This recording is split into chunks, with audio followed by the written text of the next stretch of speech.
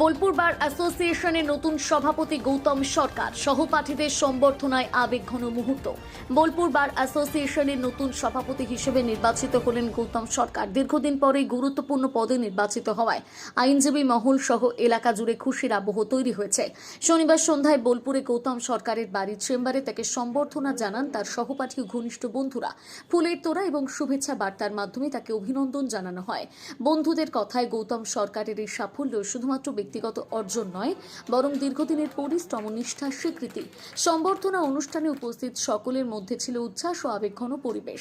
এদিন গৌতম সরকার সকলকে ধন্যবাদ জানিয়ে বলেন, সকলের সহযোগিতা ও ভালোবাসাই তাকে এই জায়গায় পৌঁছে দিয়েছে।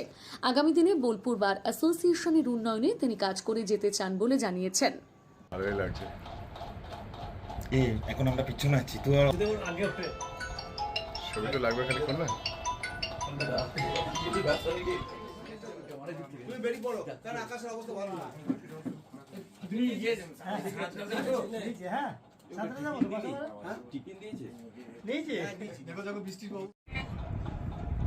আদালত পরিচালনার ক্ষেত্রে সুষ্ঠু আদালত পরিচালনা আর তার সঙ্গে বেশ কিছুগুলো কাজ যেগুলো পূর্ণ যারা ছিলেন আমাদের কমিটিতে তারা করে যেতে পারেননি, সেগুলো অবশ্যই করবার মতো চিন্তাভাবনা রাখছি।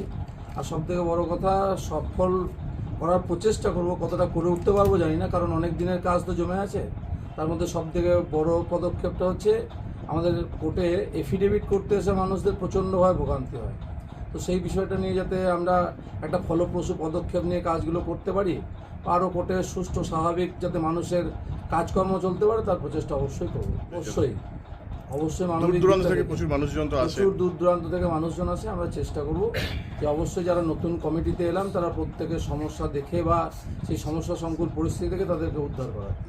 আজ আমাদের খুব একজন প্রিয় বন্ধু গৌতম সরকার, যিনি বোলপুর কোর্টের একজন উকিল, স্বনামধন্য উকিল, তিনি সদ্য বোলপুর কোর্টের বার অ্যাসোসিয়েশনের সভাপতি নির্বাচিত হয়েছেন। তাকে আমরা আমাদের বন্ধুরা তাকে সংবর্ধনা দিতে এসেছি।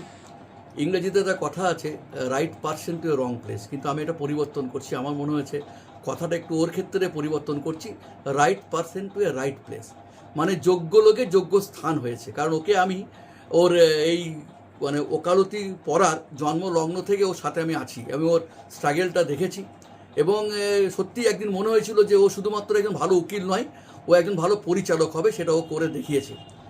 আর যেটা না বললেই নয়, আমি খুব নিজেকে খুব গর্বিত মনে করছি এই ধরনের একটা আমাদের একটা গ্রুপ, একটা বন্ধুত্বের একটা গ্রুপ পেয়ে। 1985 সাল থেকে আমরা একসাথে পড়াশোনা করেছি টিল 1993, এবং আপনারা হয়তো জানেন যে বিগত দিনে আমরা গত 3 বছর ধরে আমরা গ্রুপটা ফর্ম করে আমরা মিলিত হচ্ছি শীতকালীন বনভোজনে।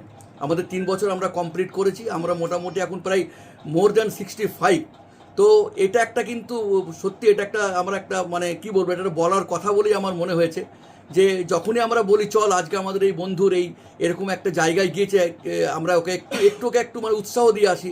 তো যে যেখানেই ছিল, কেউ হয়তো শিলিগুড়ি থেকে এসছে, কেউ হয়তো বাসা ভাড়া থেকে এসছে, অনেক দূর দূরান্ত থেকে তারা কিন্তু এসছে আমাদের এই বন্ধুটিকে সংবর্ধনা দিতে। তো এক্ষেত্রে একটা হচ্ছে একটা বন্ধুত্বের একটা ব্যাপার রইল।